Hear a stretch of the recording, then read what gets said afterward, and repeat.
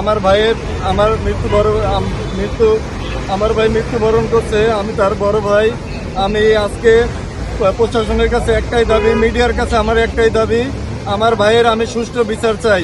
যারা এই হত্যার সাথে জড়িত, যারা পরিকল্পিতভাবে আমার ভাইকে হত্যা করেছে, আমি প্রত্যেকটা ব্যক্তির বিচার চাই। সাভার থানা ছাত্র দলের সহসভাপতি রাজপথের সহযোদ্ধা মনোরম হোসেন বক্সির মৃত্যুর রহস্য উদ্ঘাটন এবং এই হত্যাকাণ্ডের যেন বিচার বিলম্বিত না হয়, দ্রুত বিচারের দাবিতে, ন্যায় বিচারের দাবিতে আজকে আমরা ঢাকা ঢাকা মহাসড়কে মানববন্ধন করছি। এই মানববন্ধনের মাধ্যমে আমরা বলতে চাই যে মনোরমকে যারা হত্যা করেছে তারা প্রশাসনের যেই অফিসার হোক, যেই সদস্য হোক, তারা ফৌজদারি অপরাধ থেকে অব্যাহতির কোনো তাদের সুযোগ নেই। তাদের নামে মামলা দায়ের হবে এবং বাংলাদেশের যে ফৌজদারি আইন, সে আইন মোতাবেক তাদের বিচার সংগঠিত হতে হবে।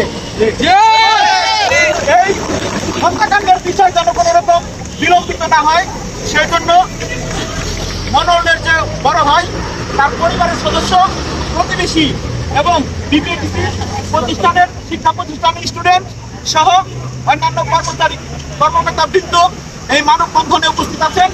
সবাই এই হত্যাকাণ্ডের ন্যায় বিচার দাবি করছে।